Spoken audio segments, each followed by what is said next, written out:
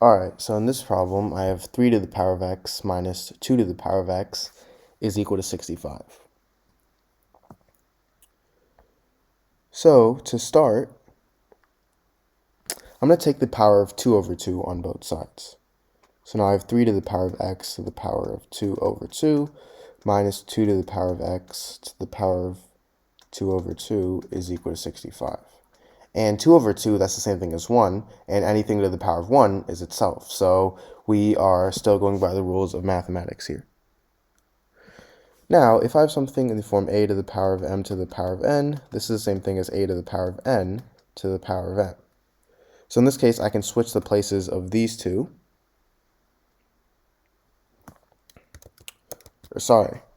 I can actually switch I can actually rewrite this as 3 to the power of x over 2 to the power of 2. So now I have 3 to the power of x over 2 to the power of 2 minus 2 to the power of x over 2 to the power of 2 is equal to 65.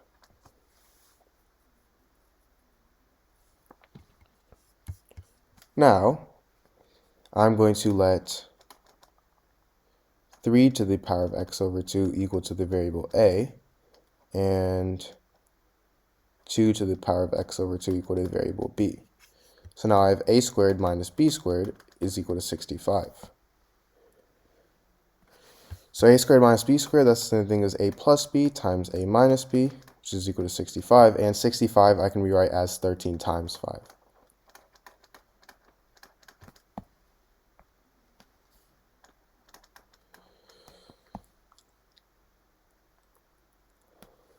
So in this case, a plus b would obviously be greater than a minus b. So we can think of a plus b as 13 because 13 is greater than 5, and a minus b as 5 because we have something times something is equal to something times something. So an a minus b is less than a plus b, so a minus b would be 5 because 5 is also less than 13, and a plus b is greater than a minus b, so a plus b would be 13. So now this is a simple system of equations. These two cancel out, so I get 2a is equal to 18, meaning a is equal to 9. And if a is equal to 9, then b is equal to 4. So now, going back here, I have 3 to the power of x over 2 is equal to 9, and 2 to the power of x over 2 is equal to 4. So 3 to the power of 2 is obviously equal to 9, so I have x over 2 is equal to 2, meaning x is equal to 4. And I have, again, let's try this out. If we plug in 4 here, we get 2 to the power of 2 equals 4, and 4 equals 4, so that works out. So 4 is my solution. Alright, so in this problem, I have 5 to the power of x plus 5 to the power of x is equal to 7. So the first thing I'm going to do is I'm going to factor out 5 to the power of x from my left-hand side. So now I have 5 to the power of, 5 to the power of x times 1 plus 1 is equal to 7. 1 plus 1 is 2, so I have 5 to the power of x times 2 is equal to 7. Now I can divide both sides by 2.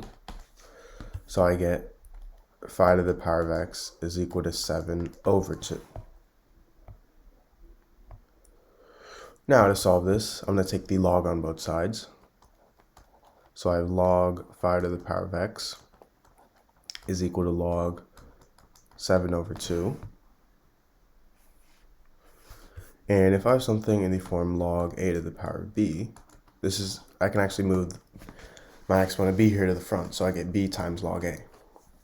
So in this case, I have log 5 to the power of x, so I can move x to the front, and I get x times log 5 is equal to log 7 over 2. Now, if I have something in the form log a over b, this is equal to log a minus log b.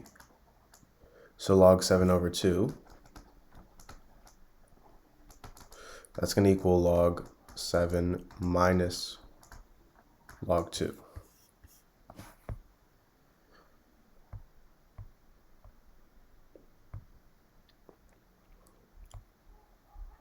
Now, I'm going to divide both sides by log 5.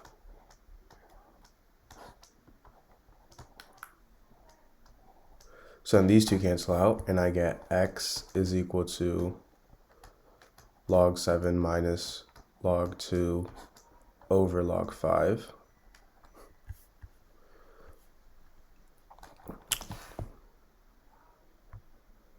So, log of 7 here, this is equal to 0.8451. Log 2, this is equal to 0.3010. And finally, log 5, this is equal to 0.6990.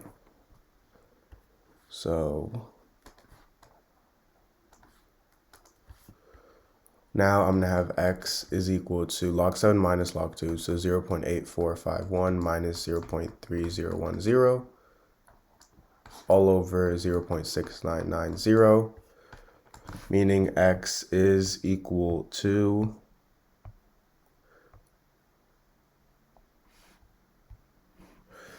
0.5441. Alright, so in this problem, I have x to the power of 6 minus x to the power of 3 is equal to 2. So to solve this, I'm going to first start by subtracting 2 on both sides. So now I have x to the power of 6 minus x to the power of 3 minus 2 is equal to 0. Now, I'm going to rewrite x to the power of 6 here as x to the power of 3 times 2. Now I have this minus x to the power of 3 minus 2 is equal to 0.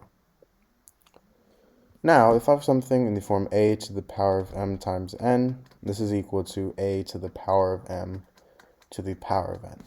So x to the power of 3 times 2, that's going to equal x to the power of 3 to the power of 2. Now I have this minus x to the power of 3 minus 2 is equal to 0. Now I'm going to let x to the power of 3 equal to the variable y.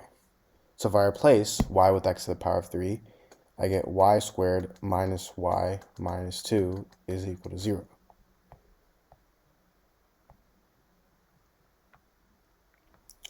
So now to solve this,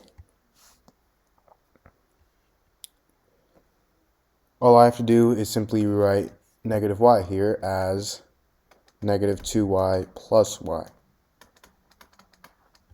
Now from here, if I factor out y from y squared minus 2y, I get y times y minus 2. And the greatest common factor of y and negative 2 is just 1. So I have 1 times y minus 2.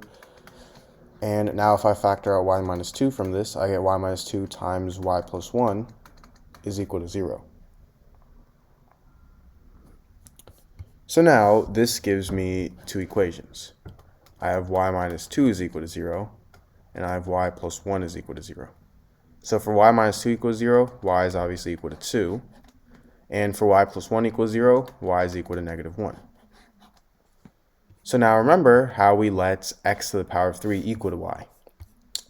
So if x to the power of 3 is equal to y, and we have two solutions of y, we have y equals 2 and y equals negative 1. So I have x to the power of 3 is equal to 2. So to solve this, I'm going to take the cube root on both sides. The cube root of x to the power of 3 is x, and the cube root of 2, that's simply cube root of 2. So one solution of x is the cube root of 2. Now I have x to the power of 3 is equal to negative 1. And to solve this, again, I'm going to be taking the cube root on both sides. So now I have the cube root of x to the power of 3 is equal to the cube root of negative 1. Now again, the cube root of x to the power of 3, that's simply equal to x. And the cube root of negative 1, well, the cube root of a negative number is still going to be a negative number, so the cube root of negative 1 is negative 1.